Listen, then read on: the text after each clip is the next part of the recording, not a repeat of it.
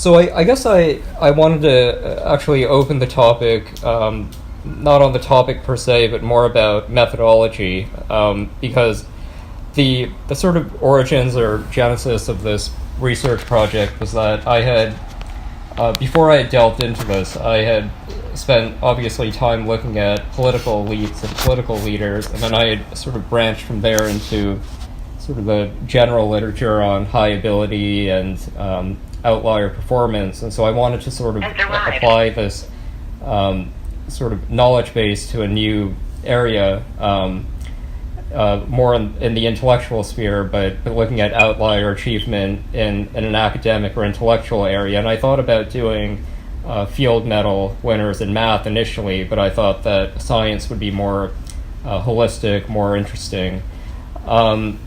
And I guess in terms of like how to research, so the question I wanted to ask, the title notwithstanding, was really who wins Nobel Prizes in science? I mean, who are these people? Where do they come from? What do they do? How do they do it? And so, like, in terms of tackling this issue, I mean, I think one could obviously tackle a question like this in many different ways. The way that I sort of approached it stemmed from, I would say, three big assumptions that I brought to the table, but I want to present those and sort of have a discussion about that. The first assumption I brought to the table was that even with something like Nobel Prize winner in science, where you have not that many of them, and it's obviously an unusual outlier performance, that even if there is an element of luck to it, that it is something that can be broken down, and you can find commonalities between these people, and you can sort of discern where they come from. I mean, in other words, it isn't totally arbitrary. Second, that these people sort of come from a certain ecosystem, and I was interested in figuring out what that ecosystem is. And then the third is that that outlier achievement in science, like anything else, is partly environmental, partly genetic, and so I wanted to look at the different elements and parse that out. Going into this, I knew virtually nothing about the way Nobel Prize winners were selected in the sciences, and I went into it maybe ignorantly, but guessing that there would be a great deal of politicization and controversy. I mean, obviously, politics is very apparent when you look at academic grants and academic professorships. One of the things that was surprising was that the Nobel Prize winners in science it's a fairly unique category in the sense that the winners are, by and large, not very controversial. And every once in a while, you'll have a sort of cutting-edge leading scientist who sort of wraps up their career without winning a Nobel Prize. But I mean, the choice of recipients is, to a remarkable degree, non-contentious. Now, I'm not sure if that, answers the question of whether or not there is bias towards certain groups, because obviously a lot has to happen by the time someone's even in the pool of people who have the resources and ability and networks and whatever else to even be in contention for the prize. But I didn't see a lot of evidence that the selection committees or like the process of selecting one or a group of Nobel Prize winners is particularly biased. But that was my takeaway. My sense was basically that, like, by the time the selection committee convenes, they sort of have a standard of what qualifies for Nobel Prize winning science and what doesn't. I mean, what I found is it's not so much the nature of the discovery or the nature of the research that tends to be controversial. It seems like the trend, especially in recent years, and one of the bigger debates is it has more to do with the extent to which the award should go to an individual versus a group. And part of the controversy is that if you look at academic science papers today, especially of Nobel quality, more and more they have, today you're seeing papers with many different authors and co-authors, which is sort of a change from a few decades ago where you tended to have a smaller number of papers, and I think that has to do just with the complexity of the research and also the degree to which it requires multidisciplinary insights. So I think there is some controversy there, but I didn't. I could be missing it, but I didn't see a lot of evidence that the pool of people or the group of people who are in charge of selecting these things are particularly controversial. I sort of focused on basically three areas of in trying to figure out where these people come from. The first area that I looked at was cognitive ability, and seeing what was kind of the threshold of ability that was required or that was generally correlated with Nobel Prize achievement. In terms of IQ distributions, they're not surprisingly in the top 1%. Now, what was interesting is that you have a fairly, I guess, a wider spectrum than I would have thought, where you have sort of so first of all, it tends to vary by the field. So the average Nobel laureate in chemistry had an IQ of 136. In physics, it's about 143, and in physiology or medicine, it's 147. And you also have among these categories, you've seen people win Nobel Prizes with a fairly wide IQ range. Linus Pauling on one end, who won 2 Nobel Prizes, is estimated to have had an IQ of about 170. On the other extreme, you had Louis Alvarez, Richard Feynman, and William Shockley under 140. And the Louis Alvarez and William Shockley cases, if you've heard of them, they're rather famous because they were featured in Malcolm Gladwell's book, Outliers, which you guys might have read. They became sort of, they're interesting because in the 1920s, Louis Terman, who we had talked about during the Gifted Children presentation, he was sort of a pioneer in looking at gifted children and applying above-level testing to identify these people. And Terman sort of had this vision that if you could identify the smartest kids using an IQ test, that you identify these people, cultivate them, and they're going to be the ones who go on to be outliers. And what ended up happening with the Terman sample is that he identified this process, and the group did end up doing considerably better than the general average, but the Terman group didn't really produce outliers of the sorts he expected. And one of the ironies is that there were 2 of the people who he vetted but ended up not selecting were Alvarez and Shockley, who were the 2 who ended up winning a Nobel Prize. No, I've left the conference.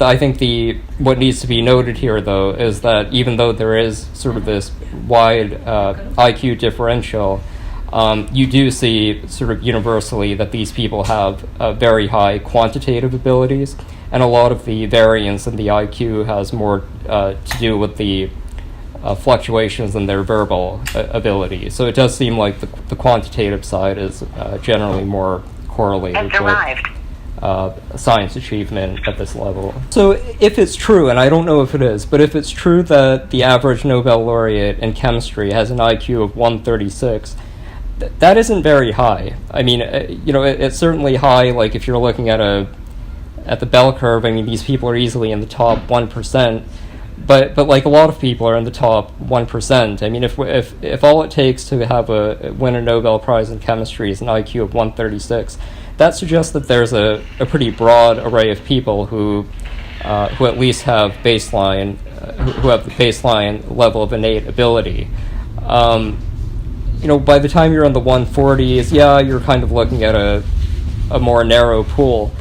But with an IQ of 130s, I mean, any top graduate program, that's kind of where people are. So, if the 130-ish figure is closer to reality, that suggests that there is a pretty wide array of people who can be eligible. If we're talking closer to the high 140s, low 150s, yeah, we are looking at a smaller pool of people who can get there. The definitive trend line has been that the mean age of Nobel Prize winning achievement has gone up, and that's been a pretty steady trend. So, I mean, even a few decades ago, I mean, the science research on this scale, you didn't really see a lot of child prodigies. Like, you can't really do Nobel Prize winning research in your late teens or early 20s. And that trend has continued. So, like, in physics, the mean age of a Nobel Prize winner has gone up to age 48, which I thought was pretty remarkable. When I went into this and I looked at who these people are, I would have thought that you would see, like, these random people who are, like, homeschooled by two PhD scientists and are just, like, in a lab from a young age or whatever. I didn't really find that. I mean, the education and the educational trajectory of these people was actually remarkably conventional. They sort of go to normal schools, they do well, then they go to college, and then they, like, go to get their PhD. So I certainly think that, like, if we had a radically different educational system where we identified kids and really, like, tried to put them on a track from an early age of winning a Nobel Prize, and they had the requisite, like, networks and labs and institutions, yeah, I think you probably could bring it down. But I think the bigger factor here is just the fact that in order to, like, the point at which you have to get to even be able to, like, understand what's been done and then build on that into, like, innovative research that gets you a Nobel Prize, it's just a longer process. And I think maybe collaboration might be another way to bring that down, but I think that is primarily what's explaining the climb in age. So in terms of the nature-nurture question,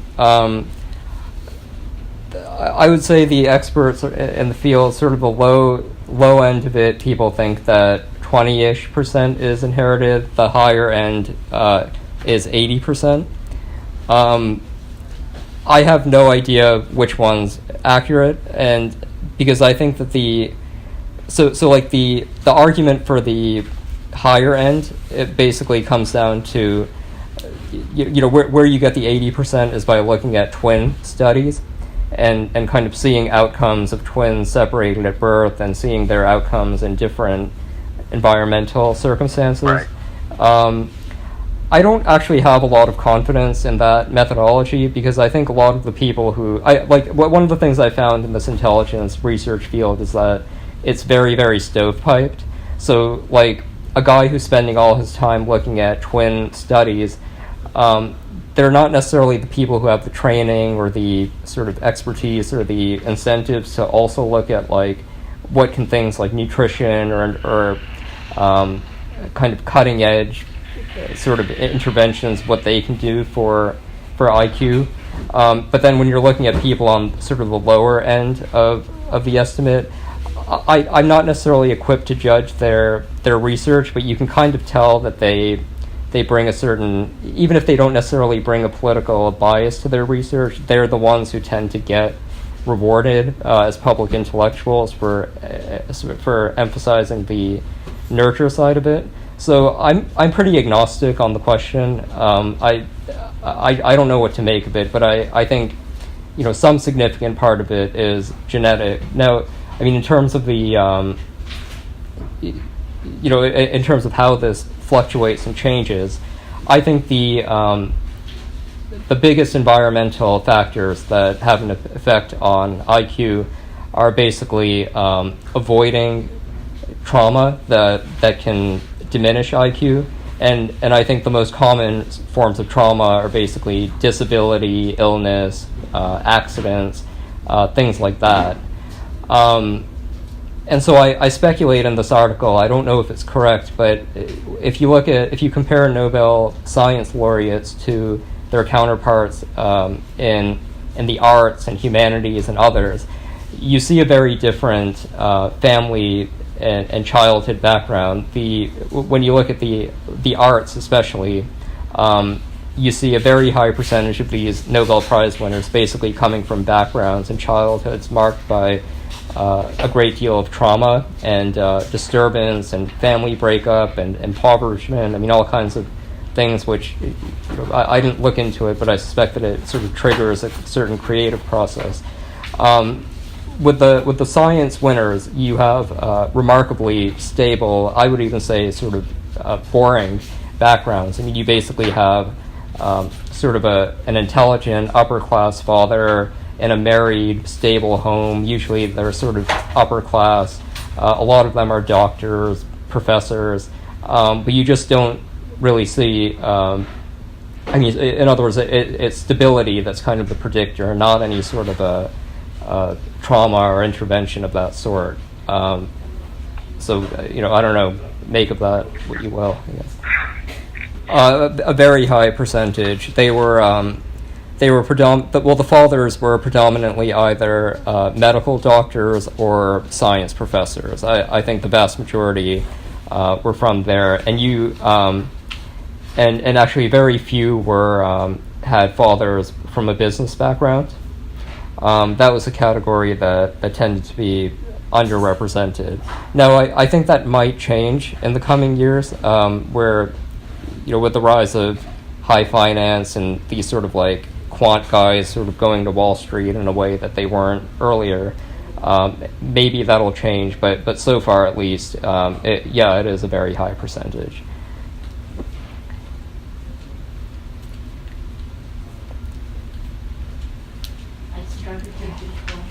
Does it surprise you guys about this sort of, the stability versus trauma thing and the sciences versus the arts, or is it sort of intuitive? I mean, it came as a surprise to me, but like now that I think about it, I didn't find a lot of it. And I guess we can sort of talk about that as we delve into the sort of the mechanics of the prize. I talk about, obviously, this is a so firstborn sons are demographically significantly overrepresented compared to younger siblings, and then males are sort of overrepresented among females,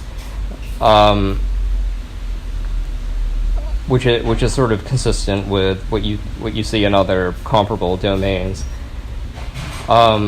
Only 2 women have won the Nobel Prize since 1900 in physics. 4 have won it in chemistry, and of the 4 who won it in chemistry, 2 of them were Marie Curie and her daughter Irene. So this remains a very male enterprise. Actually, an interesting point there, which surprised me, is that when you look at the tail end of the bell curve in quantitative ability, the gender gap actually has widened in recent years rather than shrunk, which I wouldn't have necessarily expected, but that is the case for whatever reason. I think the only thing I can think of is that if you look at like geniuses on the autism spectrum, autism's a very male-dominated sort of affliction, and if you look at like the impact of environmental, both stimulus and trauma in children, the male brain is much more sensitive than the female one. So I think that's one like possible theory. I think another theory could be that in the demographics that are generally more high IQ, namely Northeast Asians, Indians, Ashkenazi Jews, there may be something in the culture where the firstborn son gets an unusual amount of parental attention and environmental enrichment compared to the daughters. But I don't know. I have no idea. I mean, I don't know. These studies tracking the intelligence gap, they the data tends to come from two areas. One is the above-level testing in middle school, and the other is the achievement gaps on the high school college admissions tests. So that's certainly a point at which these people are old enough that the environmental factors that you mentioned could kick in. I think if I were to really speculate, I mean, I tend to be sort of on the. I guess let me say this: when I read these sort of papers as a layperson trying to get at the hereditary versus nature side of IQ, my sense is that the people who are more on the hereditary side are sort of more rigorous researchers, but I ultimately tend to come down a little bit more on the side of the lower estimate, because I think that a lot of areas that that intuitively, and there's some evidence that they would affect IQ, the childbirth process, nutrition, mindset, etc. These things just aren't really studied vigorously, and I'm not sure that it's even possible to do controlled experiments that really capture all the different environmental interventions. So I don't know. That's sort of my general view, but I'm open-minded on the question. I would say that up to about age 5 or so, I think there's convincing evidence that things like nutrition, diet, attachment, etc. can impact IQ. I think once you're after age 5 or so, the interventions to raise IQ are pretty rare. I mean, and even those that can sort of lead to temporary increase in IQ, they tend to be fleeting. But it is pretty easy to lower IQ after age 5. And I think that's an important point in the context in which we're talking about today, because if you're looking at a situation where the mean age of doing research to get these things, you're into your 40s and 50s. I speculate in the piece that if you're trying to predict who's going to actually win one of these prizes, I think one of the risk factors basically comes down to who can keep themselves healthy enough to avoid the cognitive declines that come with age. I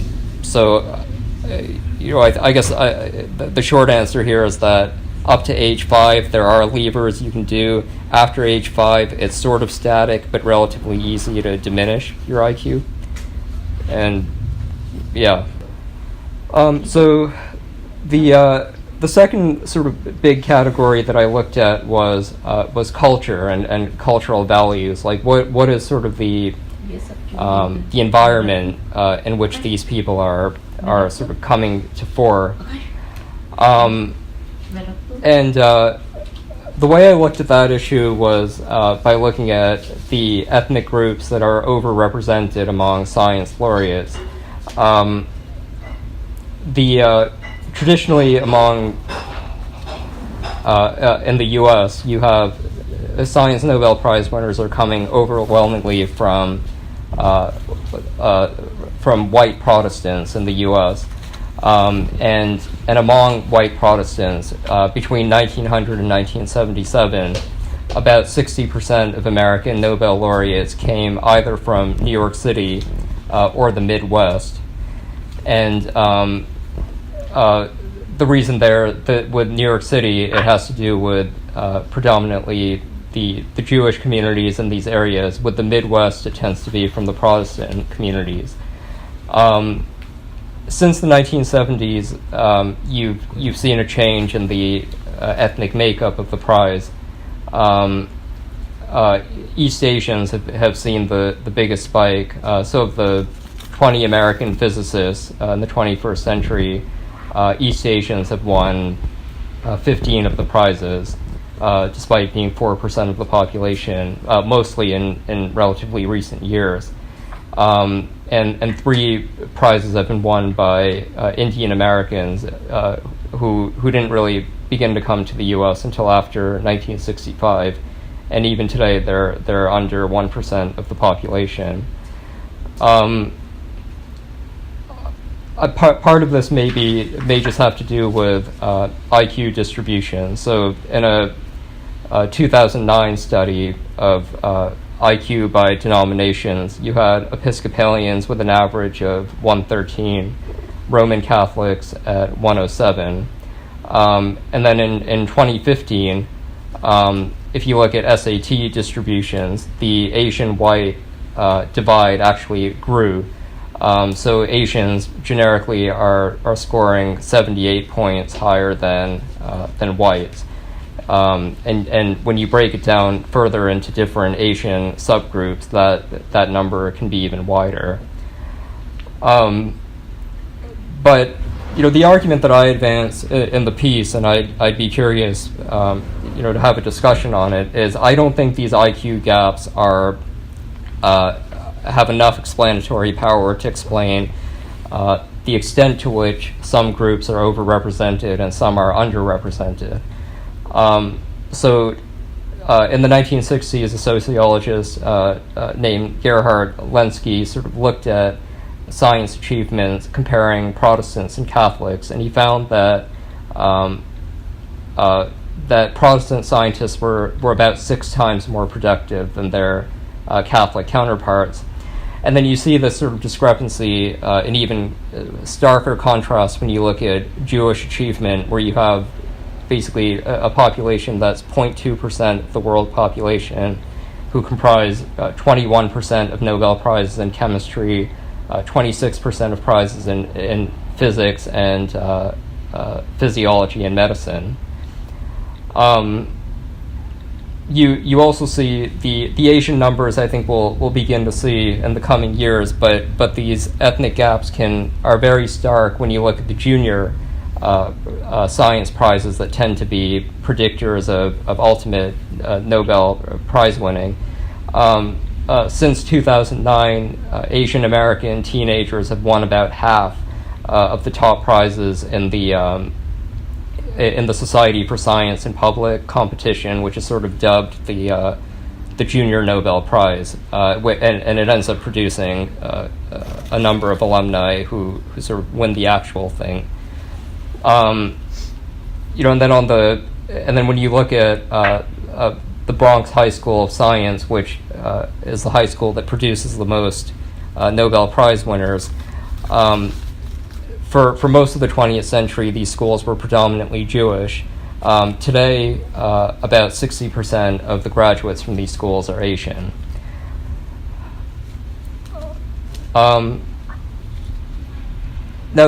so in looking at, what the question I sort of asked is, you have these 3 groups that have historically been overrepresented: Episcopalians, white Episcopalians, Northeast Asians, and Jews, and what are the things that they sort of have in common?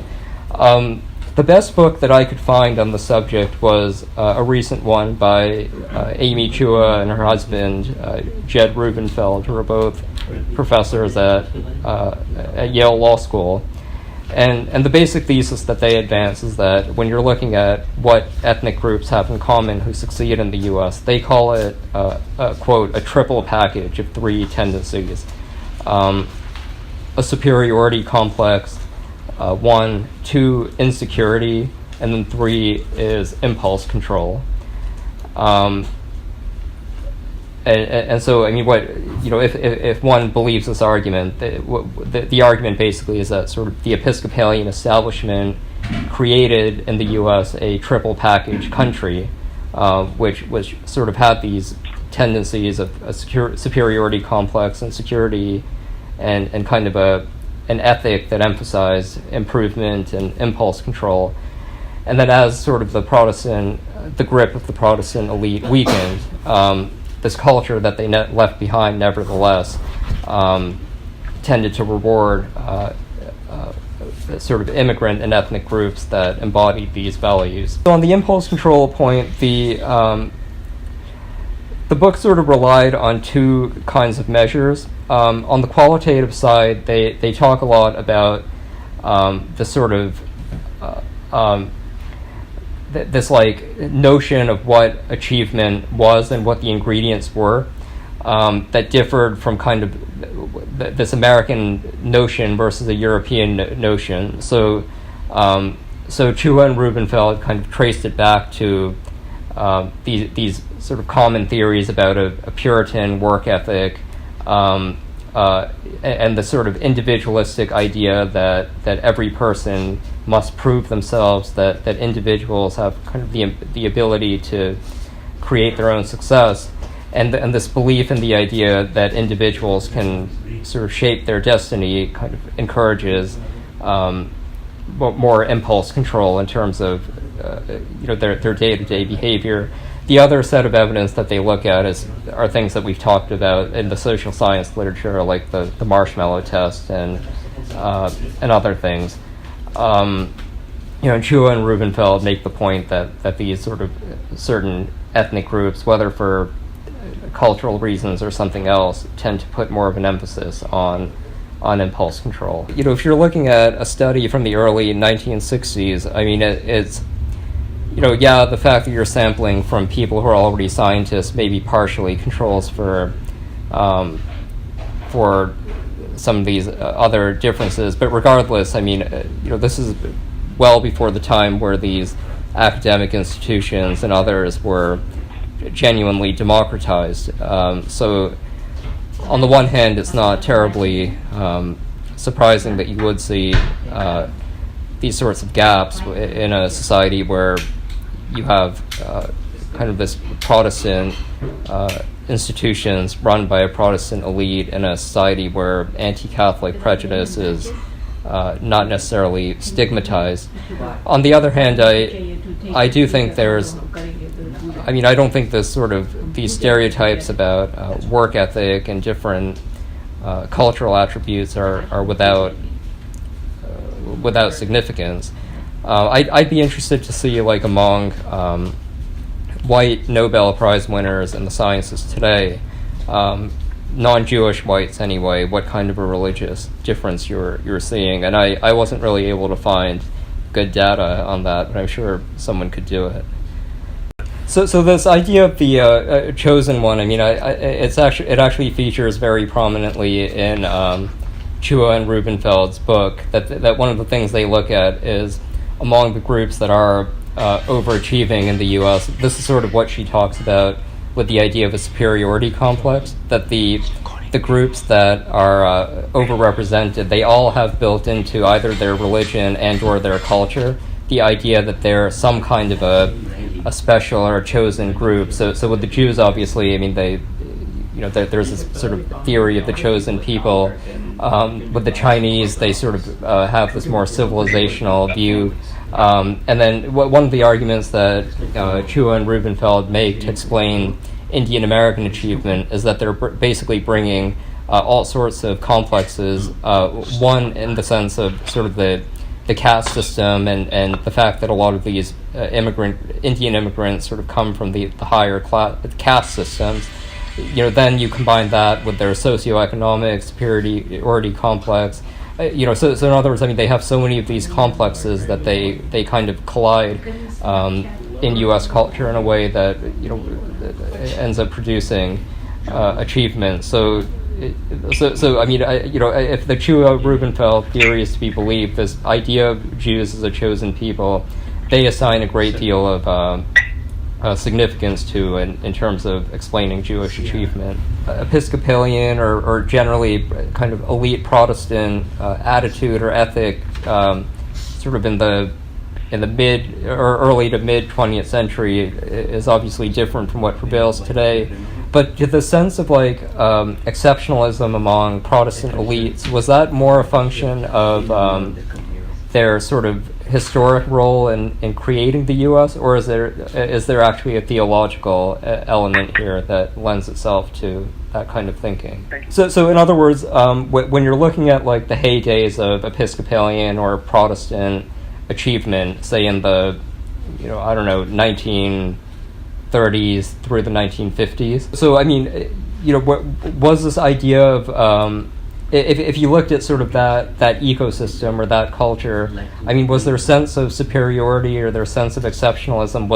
Did it have a theological basis, or was it more just a function of where they were historically and socioeconomically in the U.S. Now, I'm asking here out of genuine ignorance that if you look at the within Protestants achievement, the two Protestant groups that tend to be highest in IQ and also achievement are Episcopalians and Presbyterians. But the Episcopalians are considerably higher than the Presbyterians in terms of their mean IQ and also their overrepresentation. What do we make of that? I mean, is that again, is there some sort of theological difference here that's perhaps registering? Or if what's distinguishing Episcopalians is their wealth, then I think that has a lot of explanatory power here, especially when you're looking at the early to mid 20th century, where these sort of elite institutions that are producing Nobel Prize winners are not by any means. Any other thoughts on this ethnic issue? By the way, I guess I didn't put it here in the article, but among Asian Americans, you actually see pretty significant differences as well.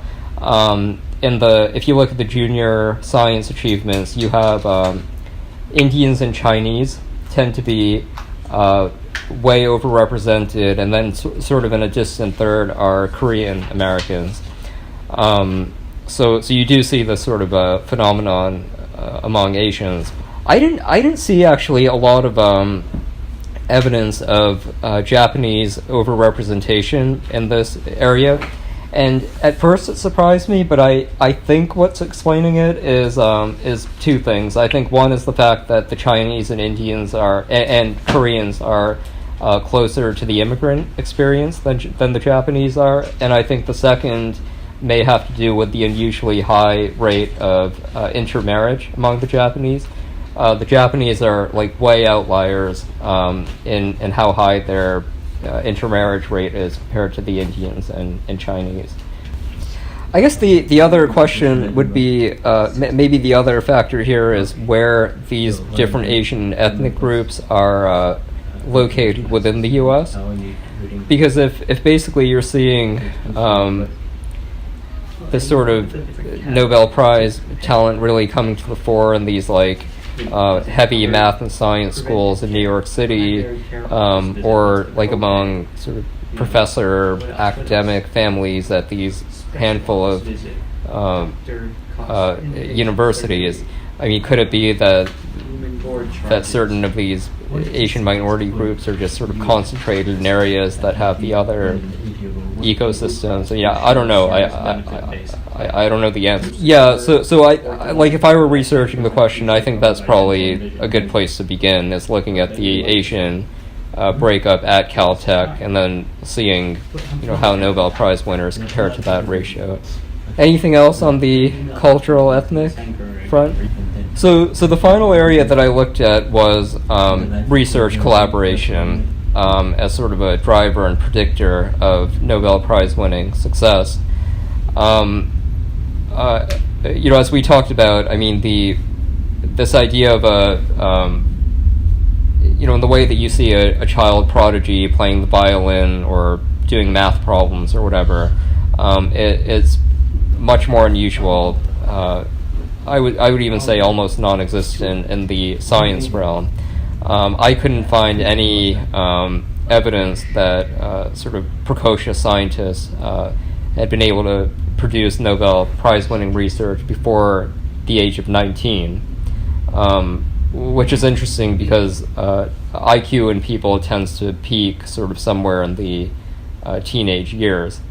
And as we talked about, the age at which Nobel Prize-winning research is being done is creeping up well into middle age.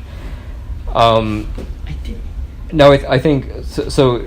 What's sort of the role of research collaboration? And I think a big part of it is that we sort of tend to equate Nobel Prize winning in science as being sort of a generic measure of scientific achievement, but it's actually a very particular type of achievement, which is sort of voluminous research published in prestigious peer-reviewed journals.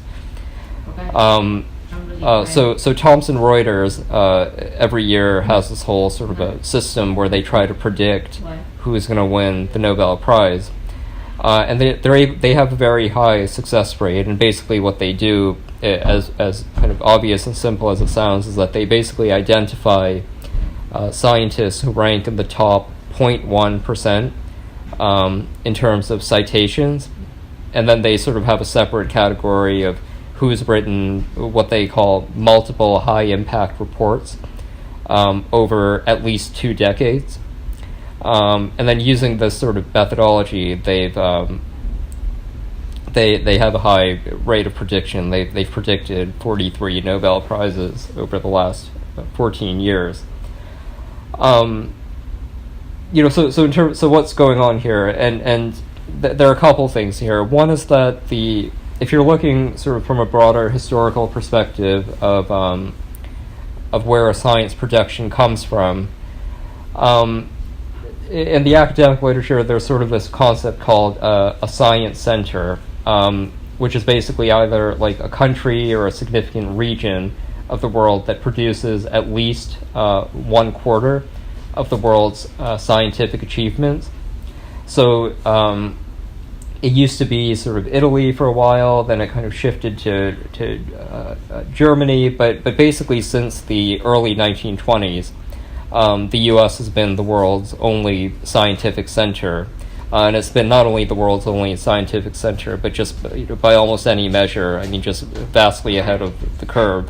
So I mean, to a large extent, Nobel Prize winning in the sciences is largely an American phenomenon, or has been since the early 20th century. And then within the U.S., you have really just a handful of elite research universities that produce the vast majority of Nobel laureates in the sciences, and among those, Caltech is far and away the top producer of Nobel Prize winners, which is not terribly surprising given Caltech's unique admissions process. They're pretty much the only elite school that sort of not only focuses on the sciences, but they also don't have affirmative action, and they tend to have a much less holistic admissions process. What do you guys think of this idea of a scientific center as being a driver of Nobel Prize achievement? I mean, on the one hand, it struck me as intuitive, but at the same time, it wasn't obvious to me why sort of a smaller country, maybe with a more homogeneous population and a sort of more value on scientific achievement, wouldn't be able to sort of vastly outcompete in Nobel Prizes in much the way you see, like, in certain athletic or musical realms, small random countries producing outlier achievement. So, like, what? Any thoughts on that? So among these, I think one of the sort of explanations for American dominance in Nobel Prize winning has to do with how much of an outlier the U.S. is when it comes to its research universities. And so even if sort of American society generally is not sort of doing much to sort of cultivate Nobel Prize winners, the U.S. is sort of the overwhelming beneficiary of is sort of the overwhelming magnet in terms of attracting and drawing the world's top researchers. So even if other countries are kind of producing people of Nobel Prize winning talent, many of them basically have to come to the U.S., do research at top universities, collaborate with their colleagues here before they can win a Nobel Prize. So between 1901 and 1959, only 25 American immigrants won the Nobel Prize, but that number jumped to 79 between 1960 and 2016. And then since 2000, 40% of American Nobel Prize winners were immigrants, and all 6 of them in 2016 were immigrants. So there's certainly been a trend toward a higher and higher share of immigrant prize winners. Right now? Is that what do you guys make of the immigrant share of the prize? I mean, is that surprising or intuitive, or what are your reactions to that?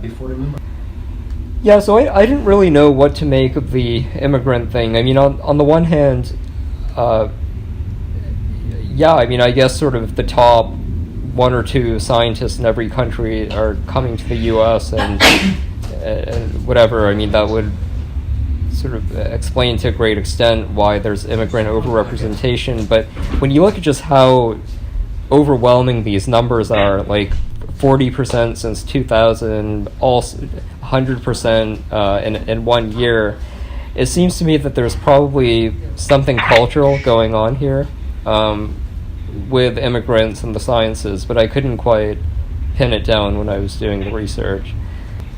I mean, I wonder if it has something to do with like risk-taking, or I don't know. I don't know what it was really.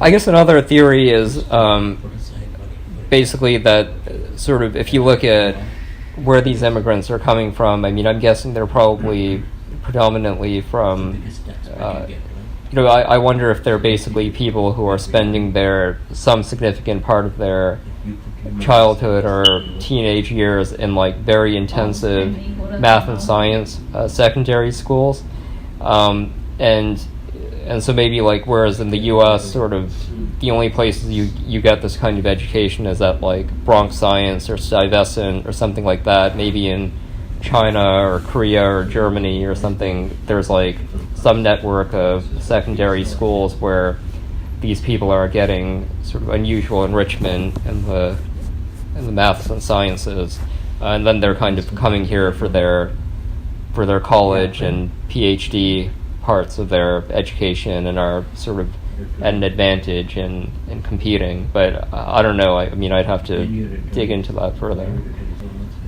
I know actually a very high percentage of relatively of sort of elite science and math immigrants from India come from these India Institute of Technologies, and they're basically sort of the closest parallel would be Caltech, where they're basically purely merit-based admissions processes. I mean, it's based on an admissions test, and there's no holistic admissions criteria, and you have just literally millions of people applying to try to get into these, and a very large percentage of people from alumni from these schools represent the cohort of post 1965 immigrants to the U.S. So I suppose that would lend credence to the theory, but I don't know. So I guess I guess by way of conclusion, I guess I wanted to sort of close by sort of talking about the politics of this, and I mean, I guess the first question I would put on the table is, should it be kind of a national goal or a national priority to try to cultivate and invest in Nobel Prize winners, or is it not an important thing? Like, how should we think about the projection of Nobel Prize winners? Should this be a policy priority, or should it just be something that sort of happens or doesn't happen in the private sphere? So I guess in terms of the correlation, I think a country that was basically aiming to produce as many Nobel Prize winning scientists as possible, I think what that project would look like is basically identifying sort of the demographic of people who are overrepresented in this area, and then basically from a young age teaching them science research specifically. So while I think that would generally correlate with scientific research and that sort of thing, I'm not sure that it would necessarily correlate with like what it would take to produce sort of a cutting edge biotech startup or a tech company or something like that. I mean, there is sort of a point at which these tracks tend to branch off.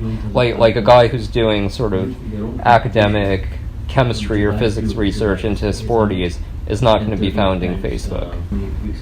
So I guess I mean on the No, so 26. okay, so maybe that's the question to sort of entertain, that my theory here is that although the U.S. is sort of dominant in producing Nobel Prize winners, my sense is that the sort of K through 12, and I would maybe even argue sort of K through the undergrad experience, is sort of not necessarily designed or correlated with the idea of producing Nobel Prize winners.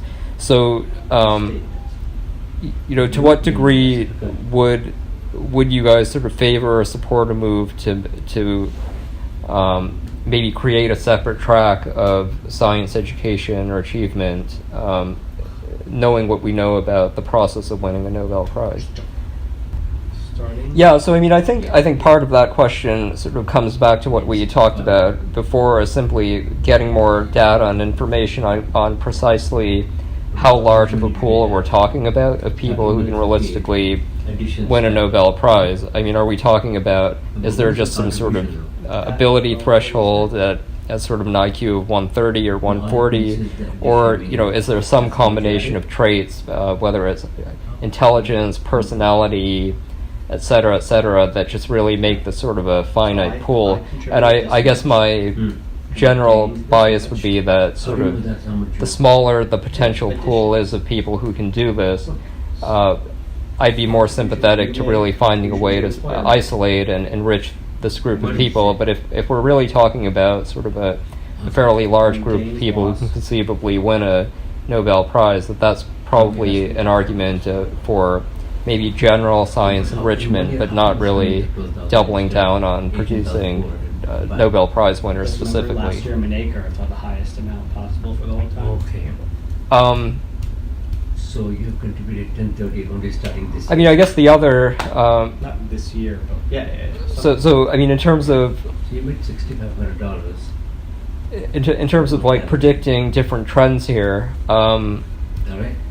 On the balance of my sense, and I welcome disagreement, but my sense basically is that our education system is sort of going in the opposite direction of what one would need to do to sort of encourage Nobel Prize winners, largely through sort of the overwhelming emphasis or priority that's placed on basically bridging different gaps or divides in American society. I think the most obvious one is the amount of money in federal grants and so forth that are going into women in science programs. I think it's possible that these efforts will, over the coming decades, lead to more women winning Nobel Prizes in the sciences. But if that turns out not to be the case, I think we are going to sort of confront the situation where we sort of have to concede that there is a tension between producing Nobel Prize winners and achieving gender parity in the sciences. And then I think a part of that may have to do with the fact that the standard that has to be met in terms of the quality of the research to even be in the pool that can be considered may just be so high that there just aren't that many women even eligible. Now, maybe if the trend is toward more collaboration, you might see that, but then the counter argument would be that if the age and just the sheer duration of time that you need to spend on intense science research is sort of going into middle age, I mean, that certainly isn't a trend that favors women, I would think. I mean, in other words, if you're looking at a domain where people are peaking in their early 20s, I would expect to see more gender parity than one in which women have to face a very practical choice and trade-offs with family and other commitments versus their career. Yeah, I mean, so I think the gender thing is sort of one kind of political tension, and then I think the racial and ethnic is the other big one. I mean, today Caltech's become, student body is more than 40% Asian already. I think that number could probably rise. if it's one thing to have one Caltech, but if you're looking at a situation where other universities, other big research universities adopt the Caltech model, and you're seeing not just Caltech, but also MIT and Harvard and Princeton and Johns Hopkins and these other major, the University of Chicago and these other major power centers sort of all having student bodies that are over 40% Asian. I think that's sort of a sensitive political outcome, to say the least.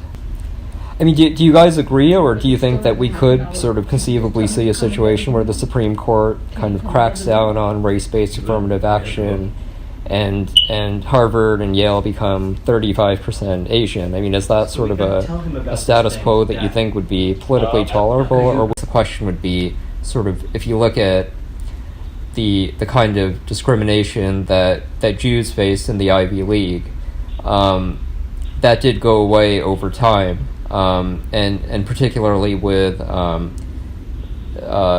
legacy admissions remaining a factor. I mean, as sort of the student body changes, groups that were once marginalized, once they break in, find other ways to have a hold on these universities. And it's actually very interesting now in the Ivy League. There are now people, Ron Unz and among others, who basically argue that Jewish overrepresentation at the Ivy Leagues actually is not mirrored in more selective groups in the Ivy League. So, for example, like if you look at Phi Beta Kappa demographics at the Ivy League, there actually are not the same percentage of Jews who make Phi Beta Kappa as there are at the university generally. So, so I guess the question here would be, is there a reason why the Asian American experience might be different from Jews? I mean, in other words, the way Jews were able to overcome discrimination and gradually comprise a higher and higher percentage of seats at these universities, could it be that Asians will follow that track, or is there something about Asian Americans where these sort of harder quotas will persist? So I think the reason why I thought it was relatively easy to do with the Nobel Prize winners in science is because of the third point we mentioned, which is the research collaboration. I mean, the process is, when you really sort of dig into it and diagnose it, it's so straightforward. You have to get a PhD, you have to go to a certain university, you have to publish in a certain kind of journal. So sort of when you go back and try to predict or identify these people, the only challenge here really is to figure out like who are the people or the groups that have the ability to do this kind of work, and then when you put in factors like race and ethnicity and culture and education and whatever else, I mean you get to a narrower and narrower pool of people. I think the exercise can be done in other realms, but I think that there are two things that complicate it. One is that the more sort of pathways there are to reaching the top of a domain, the harder it becomes. So for example, if you're looking at, I don't know, I'm trying to think of an example. Well, maybe something like politics, where if you're looking at who becomes president, like there's kind of the elected senator track, there's the elected governor track, there's the vice president track, there's the billionaire track, there's the military track. Like the more sort of pathways there are, the more it becomes complicated to forecast. And then I guess the other consideration here would be that with the Nobel Prize, I mean, you're basically trying to predict the behavior and preferences of elite gatekeepers. And so the more democratized that a domain is, perhaps, but not necessarily, the harder it becomes to do this kind of an exercise for that domain. but I will say sort of two things that I think are definitively true across domains. I think one is that very few people even try to do it, and I think that sort of killing this limited belief that these things are simply luck and they can't be understood and aren't decipherable, I think is sort of a belief that is far too prevalent and is counterproductive. And then I think the second thing that I found just across the board is that the individuals who actually make it to the top of these domains are often the worst when it comes to actually understanding why they got there. I think understanding achievement and diagnosing it and analyzing it is a very different skill set from actually being one of these people. I think you could do a comparable study of billionaires, but I think if you're trying to figure out who gains a net worth of, say, like 10 to 50 million, I think that would actually be a pretty hard exercise to do, just because there are so many different ways to get there, and there's such a lack of different gatekeepers, and like there's such a difference between being worth 50 million and being worth 1 billion, that I could be wrong, but I think that it would be pretty hard to identify commonalities of people who are worth like $25 million. But I think billionaires you could probably do, and I think especially you could do like tech billionaires or sort of do it in specific categories like that. I mean, the only other thing I had on this was sort of in forecasting whether or not the U.S. is going to maintain its lead. I sort of came to the conclusion that the U.S. is pretty far ahead, and it's going to take a long time for any country to even come close to competing. But I do think that there's sort of an open question. I mean, the degree to which the U.S. maintains or builds on its lead, I think, is an open question. And I think the big drivers here are going to be immigration policy, education policy, and also social indicators. The one I talk about in the article is the intermarriage rate. When you look at non-Orthodox Jewish intermarriage, it's 5% in Israel, 40 to 45% in Britain and France, and 58% in the U.S., which is significant enough, I think, that it could show up in Nobel Prize distributions. But I think that sort of national competitiveness is kind of a question that I looked at. But I didn't have a whole lot else beyond that.